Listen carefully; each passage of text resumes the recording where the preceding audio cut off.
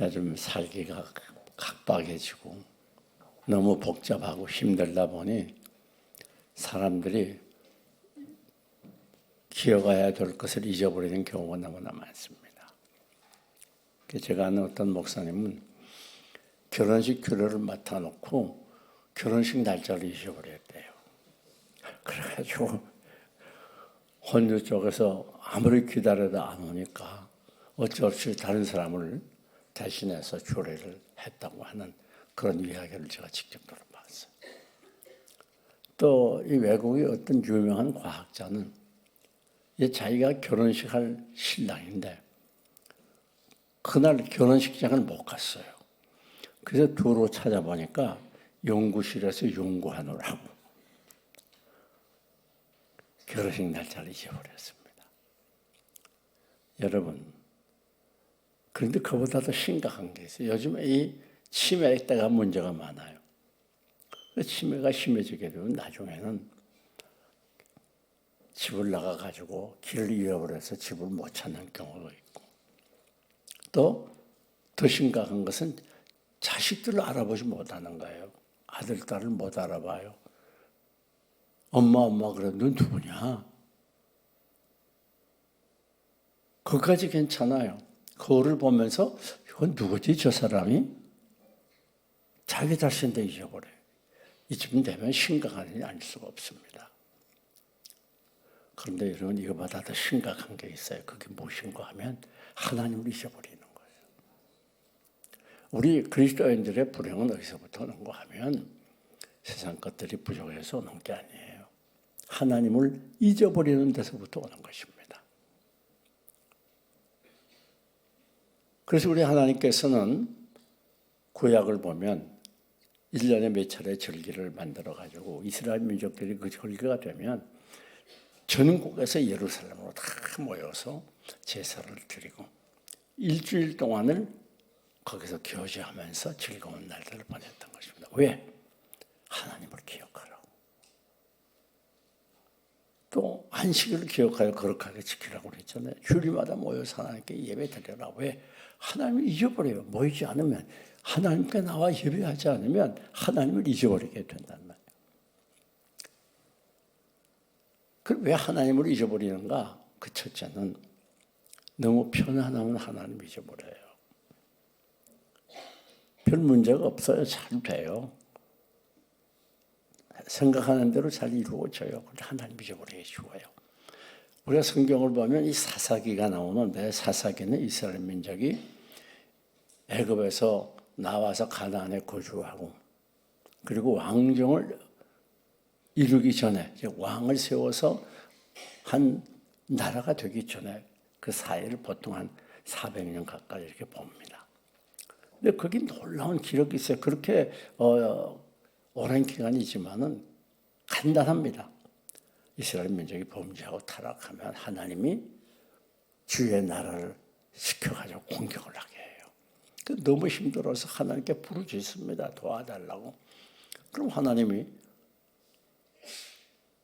사사를 일으켜가지고 이스라엘 민족을 적군의 손에서 구원합니다. 그러면 몇십 년 동안 편안해요. 이상한 건 말이죠. 그렇게 편안해지면 감사해야 되겠는데 또 범죄하고 타락해요. 그러면 견디다 못해 또 하나님께 부르짖어요. 그럼 하나님이 불쌍히 여겨서 다시 사사를 일으켜서 이스라엘 민족을 적군의 손에서 구원합니다. 자, 이게 계속 400년 동안 반복하는 거예요. 이거 이상하잖아요. 아니, 그럴 정도로 고난을 당했으면 정신 차려야지. 어떻게 그렇게 범죄하는가? 그렇습니다. 이게 인간의 죄성이고 이게 인간의 허약성이에요. 너무 편안하고 잘 되면 하나님 더 잘 섬겨야겠는데? 더 믿음으로 살아야 되겠는데? 그게 안 된단 말이에요. 그래서 여러분 너무 편안하고 잘 되는 게 그게 복이 아니에요. 좀 어려운 일이 있고 좀 문제도 생기고 신경 쓸 일이 있고 그래야 우리가 자극을 받아가지고 하나님을 섬기게 돼요. 다음 두 번째 하나님을 잊어버리는 이유는 너무 부유하면 하나님을 잊어버려요. 여러분, 우리가 신명기 8장 14절을 보게 되면 뭐라고 말했는가 하면 하나님이 너희가 나를 잊을까 염려한다. 부유해서 교만해져가지고 나를 잃을까 염려한다고 하면서 뭐라고 말했습니까? 너희가 먹을 것으로 부족함 없이 배가 부르고 너희가 아름다운 집을 짓고 거기 거하게 되고 우양이 번성하고 은금이 증식되고 그런 네 소유가 부유하게 될 때 많아지게 될 때 그때 네가 교만해져서 나를 잊을까 두렵다 그렇게 말해요. 하나님 잊어버릴까 봐. 교회 성경학에서는 그 나라의 GNP가 10,000부 이상 되면 교인들이 교회를 떠난다고 그러는데 우리나라는 지금 몇 불이죠? GNP가 30,000불 그렇게 되죠 지금. 그러다 보니까 교인들이 교회를 떠나야 편안해요. 아무 걱정 없어요. 그 세상에 자꾸 취해지고 세상에 속해지고 세상 것이 재밌어지고 그러다 보니까 교회를 떠나요. 그전엔 부흥회를 한다고 그러면 개개만 한 게 아니에요. 주위에는 많은 교회들에게 전부 광고해가지고 그 주위에는 교회들이 꽉꽉 차서 부흥회를 했어요. 근데 지금은 연락해봐야 오지도 않아요. 본 교인들도 많이 안 나와요. 그래서 연락을 안 합니다. 그전엔 특별히 여름철 같은 때는 기도원들이 사람이요 인산인해를 이루었어요. 밤새 막 굴속에 들어가서 산에서 바위에 올라가서 기도했는데 지금은 기도원들이 큰 문제가 생겼어요. 사람들이 안 와요. 그러니까 운영이 안 되는 거예요. 이러지도 못하고 저러지도 못하고 교회에서 거기다 많은 재정을 투자하면서 힘들어하고 있잖아요. 왜? 너무 잘 살아서 그래요. 그러니까 여러분들이 너무 잘 살려고 그러지 말아요. 그게 좋은 게 아니에요. 너무 잘 살면 하나님 떠나기가 쉬워요. 제가 어제 이 천국 갔다 온 분들의 간증을 몇 사람 들어봤는데 그중에 2사람이 공통적인 얘기를 하더라고요. 지역에 가보니까 한국의 재벌들이 거기 나타나는데 앞에는 사람인데 뒤에는 마귀들이에요. 여러분, 재물이 그렇게 좋은 게 아니에요. 하나님을 잘 섬길 수 있을 만큼만 우리에게 주어져야 그게 복이에요. 재물이 많으면 방탕하기 쉽고 게을러지기 쉽고 나태해지기 쉬워요. 하나님 멀리하기 쉬워요. 그 재물의 힘이 막강합니다. 무섭습니다. 뿐만 아니라 바쁘기 때문에 하나님을 잊어버리기 쉽다. 현대인들이 얼마나 바쁩니다. 과거에는 일들이 개천가에 나가서 빨래해야 되고 말려야 되고 또 밥을 선수 지어야 되고 불을 떼면서 지어야 되고 얼마나 일이 많았어요. 옷도 다 만들어 입어야 되고 그런데 지금은 세탁기 있고 건조기 있고 냉장고 거 있고 기계에서 얼마나 밥을 잘 해줘요. 말까지 하면서. 그런데 여러분 그래도 그 어느 때보다 바빠요. 너무 사회가 복잡하고 다단해요. 사업이 잘 됩니다. 막 직장에서 승진하고 신바람 납니다. 그런데 하나님 멀리하기 쉬워요. 주일날 바이어 만나야 되고 주일날 놀러 가야 되고 주일날 학교 가야 되고 학원 가야 되고 여기 여러 가지 세상에 매이다 보니까 점점 교회를 멀리 하는 거예요. 교회 멀리 하는 것이 하나님을 멀리 하는 거예요. 교회 멀리 하는 것이 신앙을 멀리 하는 거예요. 그렇기 때문에 오늘 우리들이 하나님께서 우리에게 복을 주실 때에 그것 때문에 하나님 떠나고 그러면 안 돼요. 어느 때 하나님을 잊어버리는 거 하면 기쁠 때 즐거울 때 하나님 잊어버리기 쉬워요. 기쁘고 즐거울 때. 여러분 사사기에 나오는 많은 사사들 중에서 오직 유일하게 삼손만 태어나기 전부터 하나님의 천사가 나타나서 이제 네가 아이를 낳을 거야. 이스라엘의 사사를 낳을 거야. 그래가지고 예언하고 이름까지 지어주고, 그리고 태어난 다음에 아주 이 경건하게 살도록 술도 마시지 아니하고 아주 경건하게, 그걸 나실이나 그런 나실인, 그렇게 특별히 양육받았어요. 근데 나중에 어떻게 되죠? 블레셋 사람에게 붙잡혀 가가지고 눈을 뺐어요. 그래가지고 맷돌을 돌리면서 고생을 하고 블레셋 사람 앞에 재주를 부려야 되고 얼마나 처참하게 삽니까? 왜요? 그만 여자에게 들릴라에게 속아 넘어가가지고 그렇게 되잖아요. 여러분 꼭 기억하세요. 우리가 편안한 거, 부유한 거, 즐거운 거 다 좋아요. 그러나 그것 때문에 하나님을 떠나면 안 되는 거예요. 네. 여러분 생각에 좀 더 일도 잘 되고 더 편안하고 돈도 좀 많았으면 좋겠고 몸도 더 건강했으면 좋겠고 자식들도 좀 잘 되고 효도했으면 좋겠지요. 또 왜 그렇게 안 되는 줄 알아요? 지금 여러분의 전 그 환경이 하나님을 섬기고 가까이 하기에 가장 좋은 환경이에요. 그러니까 너무 남의 거 부러워하지 말고 비교하지 마세요.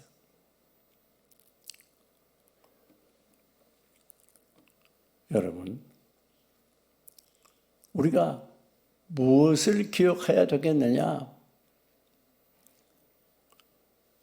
하나님을 기억해야 돼요. 다윗도 보세요. 다윗도 목동으로 시작해서 천한 목동에 일을 하던 다윗이 대이스라엘의 위대한 왕이 됐잖아요. 그러니까 이제 다 이렇게 태평천하를 만들어 놨으니까 어느 날 기도해야 될 시간에 지붕이 올라가지고 여기저기 바라보다가 우리의 아내 밧세바 목욕하는 모습을 보고 범죄하잖아요. 편안하면, 잘 되면, 성공하면 그때 하나님을 떠나기 쉬운 것이 인간의 본성입니다. 이거 조심해야 되는 거예요. 지금은 하나님을 잘 믿기에는 너무나 환경이 좋고 편리하고 너무나 풍요해요. 이걸 조심해야 되는 거예요. 뿐만 아닙니다. 말씀을 잊으면 안 되는 거예요. 말씀. 여러분, 이 말씀은 우리의 내 앞에 등불이요, 빛이라고 그래서 내 길의 빛이라, 내 앞에 등불이라. 이 말씀, 우리가 이 험한 세상 살아갈 때에 이 말씀의 인도를 따라 살아가. 이게 무슨 말인가 하면 말씀대로 순종하며 살아가야 된단 말이에요. 세상이 아무리 악하고 음란하고 먹고 살기 어렵고 경제적으로 힘든 시대이지만 꼭 기억해야 돼요. 우리는 두려워하지 않습니다. 왜? 말씀대로 순종하고 말씀을 따라 살기만 하면 그것에 하나님의 인도가 있습니다. 그것에 형통이 있고 빛이 있고 축복이 있는 거예요. 그러니까 말씀 잊지 말아야죠. 말씀을 묵상하고 기억하는 자에 대한 복을 시편 119편에 많이 기록해 놓았습니다. 119편 93절을 보게 되면 말씀이 나를 살렸다 그랬어요. 여러분, 우리가 이 땅에 살아가면서 여러 가지 힘든 일 많이 당하지 않습니까? 그런데 이 말씀을 우리가 읽고 묵상하고 말씀을 붙들면 외로운 자가 위로받습니다. 세상에서 받을 수 없는 위로 말씀을 통해 받게 되는 거예요. 넘어졌던 자가 일어납니다. 피곤한 자가 힘을 얻습니다. 약한 자가 강해집니다. 이게 말씀의 능력이에요. 말씀은 지혜소입니다. 시편 119편 99절을 보면 이 말씀을 기억할 때 스승보다 더 지혜가 생각하겠다, 더 많아지겠다 그랬어요. 제 말씀은 하나님의 말씀이기 때문에 하나님의 지혜가 담겨져 있어요. 우리가 이 세상 살아가면서 무슨 일을 당하든지 이 말씀 속에 해결책이 다 있습니다. 이 말씀 속에 우리가 원하는 것을 소유할 수 있는 방법이 다 기록되어 있어요. 그럼 말씀 떠나면 안 돼요. 우리 교회에서 이렇게 아이들 주일학교 졸업하는 동안 성경 1000절 이상을 암송하게 하고, 그 암송하는 여러 명이죠. 수백 절도 많고. 그래서 예배 시간마다 암송하잖아, 아이들이. 요즘은 거꾸로 돼가지고 어른이 아이들을 배워가지고 오늘 산부 예배에 떠도 박집사님이 또 암송하잖아요. 원삼자도 암송하고. 이게 거꾸로 됐어요, 우리가. 그래서 이 제자 훈련도 하고, 저 요즘 또 성경 읽기도 하고, 또 큐티도 지금 우리 교회는 거의 다 큐티 하잖아요. 온 가족이 어린아이까지 앉아가지고. 또 성경을 쓰게도 하잖아요, 지금. 쓰게도. 왜 그렇게 하는 줄 알아요? 우리는 말씀 떠나면 끝장이에요.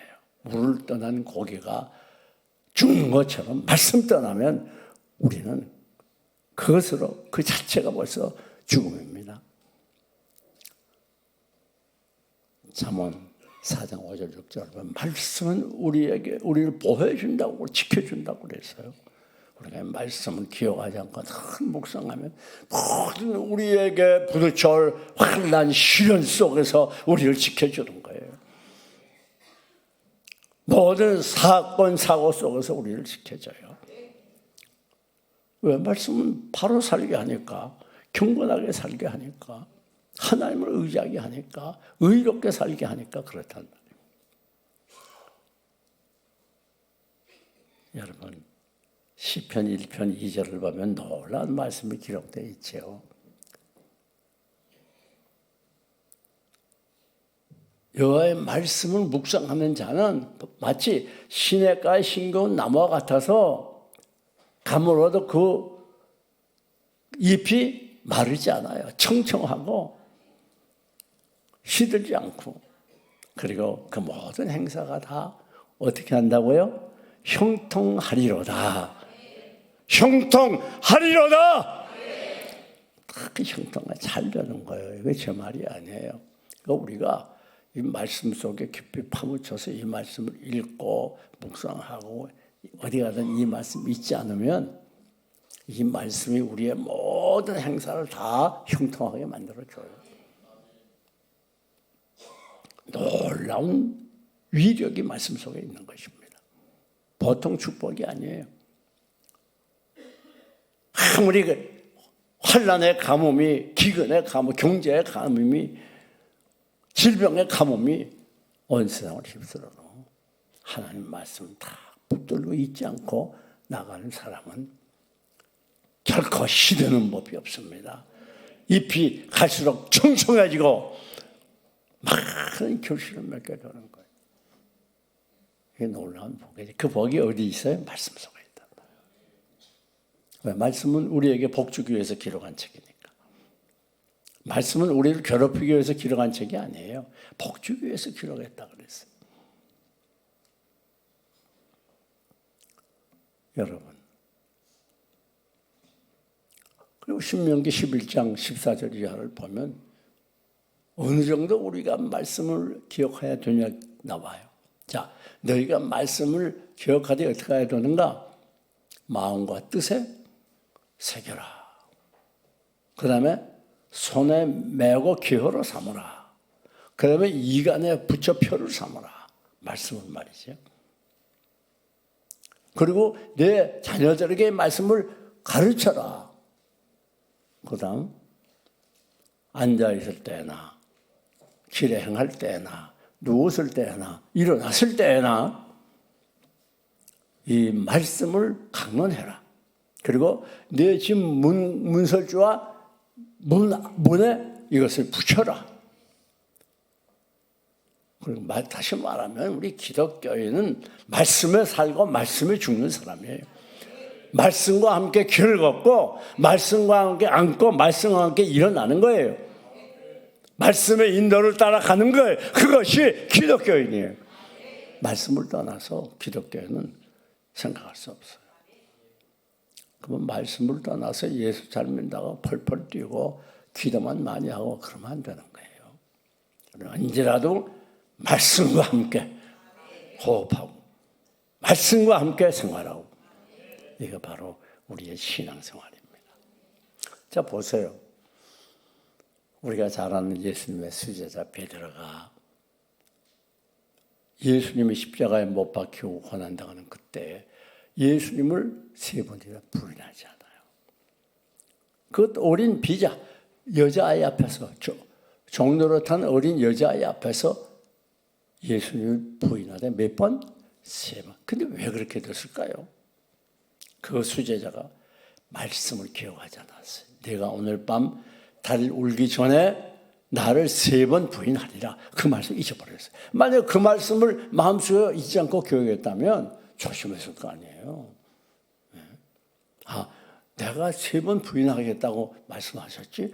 그리고 조심했다면 그렇게 예수님 부인하지 않지 않았어요.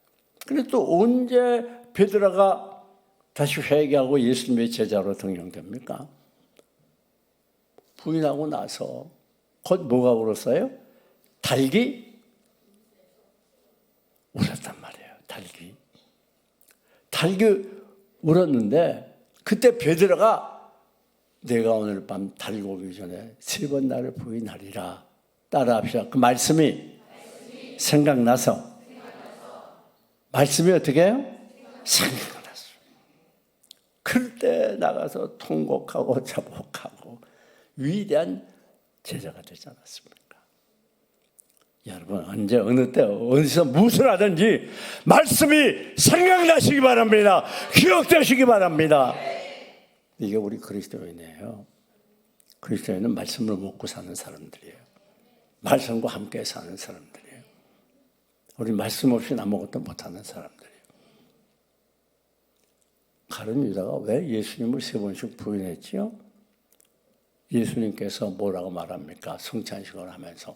자, 이 그릇에 손을 넣는 자가 나를 팔리라. 분명히 그렇게 말해요. 근데 누가 손 넣었어요? 그때 가룟 유다가 손을 넣었어요. 그러면 예수님께서 나를 판다고 말씀하셨지? 말씀을 기억했더라면 그런 죄 안 범했죠. 말씀 다 잊어버렸어요.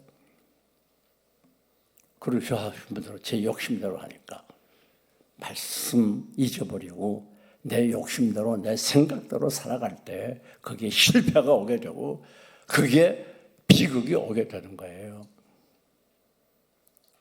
사랑하는 교회 여러분, 이제 말씀을 정리합니다. 금년산에서 우리가 어떻게 살아야 될까요? 다른 모든 것보다 우선 말씀을 앞세우고 이 말씀을 가장 소중히 여기고 우리 삶의 우선순위에 맨 앞에 두고 이 말씀을 기억하고 묵상하고 그것이 하나님 기억하는 거예요. 하나님 기억하셔서 승리의 삶, 축복의 삶, 형통의 삶을 살아가시기를 주님의 이름으로 축원합니다.